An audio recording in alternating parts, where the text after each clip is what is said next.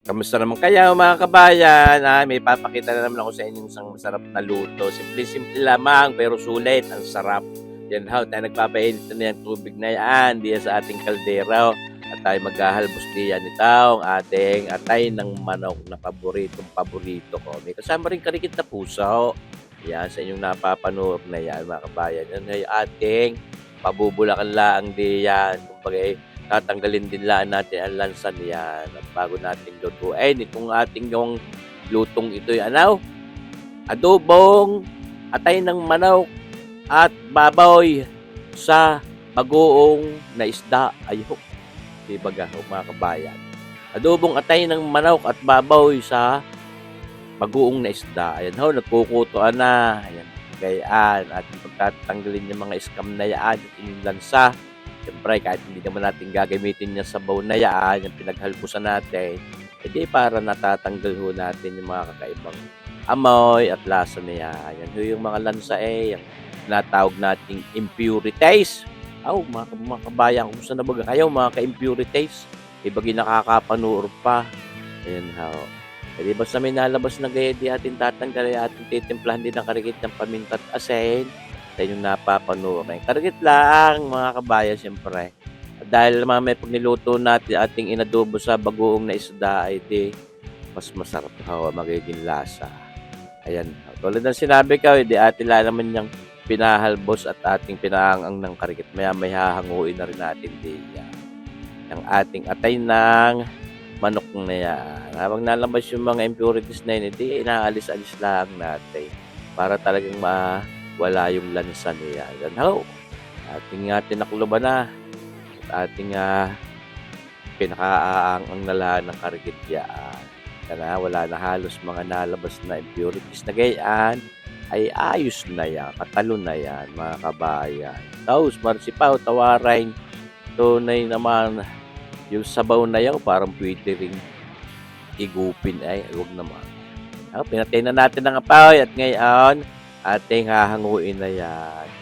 Ating tatanggalin na din sa sabaw na yan. Kaya yung mga sabaw na yun, pwede namang itapon na lang din. Ito may mga alagang hayop din yung mga pwede nyo isabaw rin sa kanin, pwede maipakain din. Ngayon, tayo magpapainit na yan ating non-stick wok pa na yan.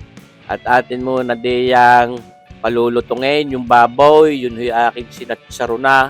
Nilagay ko sa garapon. Yun yung may lutong na rin karikit mga kabayan at siyang ating ilalahok ngayon din naka-crunchy masarap mga kabayan yung ating baboy na yan may karikit na laman kaya siyempre sa baboy naman talagang masarap yung mga taba-taba niyan mga kabayan naman parang adorno lang itong ating baboy na ito ayan ho pampasarap lalo yan dahil siyempre nung wala niyan masarap na sinamahan mo pa di lalo nang sasarap yan. Kita nyo ba gayaw? Parang halos magsasatsaron tayo niya pero hindi naman natin para malutungin yan ang akala mo talaga'y pupor. Dahil mo sasabawan din natin maya-maya ng karikit. Ayan, ating papagbantikahan din yan ating nire-render yung taba niyan at siyempre lalabas pa rin yung mantika niya. Medyo may lutong pa rin ng karikit yan pero mahirap din naman baka pumait pagka na over ang pagpiprito natin. At ngayon, sinahawan na natin yung ating atay ng manok na yan may karikit na puso at ipagugulong-gulungin din lang natin diyan sa taba niyang baboy na yan. Ako po, ay tunay naman napakasarap niyan mga kabayan lalo pag ating natimplahan itong ating ginisang bagoong na isda. Pakita ko na rin naman sa inyo. Dati, nako talagang napakasarap mga kabay. Mapapa-unli-rice kay Dia. Duda ko kahit pang-ulam tunay na masarap yan. Pwede rin pulutan. Siyempre naman.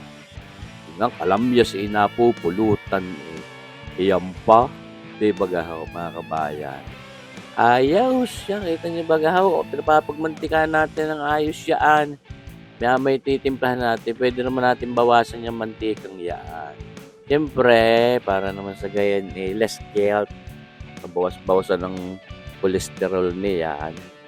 So, dahil diyan na rin tayo magsasangkot siya ng ating bawang at sibuyas, eh di atin lang pinapapagmantika ng ayaw. Yan ho, binawasan natin.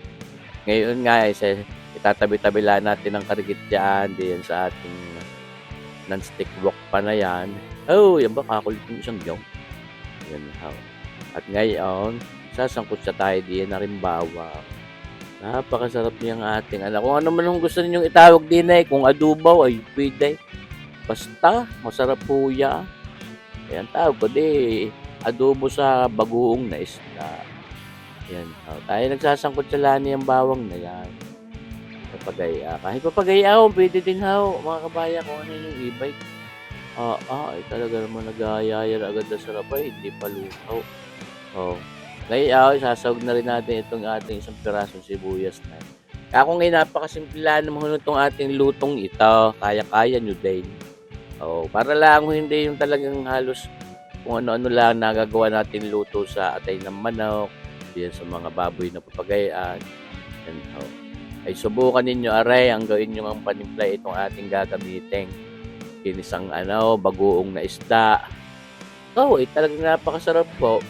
Yung distinct na lasa ng bagoong, yung amoy, yung aroma, ay lalo hong magpapainggan nyo sa inyong paglantak. Yan nga. Atin ding inadobo yun sa atin ding iginisa yan sa taba ng babaw. Tapos may mga siling manghang na papagayon. Ay siya, kompletos ricados na yan, mga kabayan. Ating lalagyan ng karikit na tubig. Sa gayon may sarsang karikit ng ating adobong atay ng manok at baboy sa bagoong na isda. Yan, iba pa ho yung tinatawag na ninyong bagoong na yung alamang, yung hipon. Tawag ho namin diyan mismong yan ho ang bagoong. Ang tawag namin doon sa hipon ay alamang huyo. At hindi nagdagan ho mga kabayan ng paminta, syempre naman. At ito, hindi pwedeng mawala, pinakapampalinamnam natin. Maglalagay din tayo din ng karikit na oyster sauce. Baka hanap may naghahanap niyo. Hanggang nasanay na ang aking mga luto ay may oyster sauce. Kung kayo hindi mahilig gumamit, pwede naman. Pero kako nga, yun nga hong wala niya, masarap na di lalo mas masarap pag nilagyan ninyo. Di optional nga, kung anong inyong ibig. At ito, tutuyuhan din natin ng karikit, syempre naman.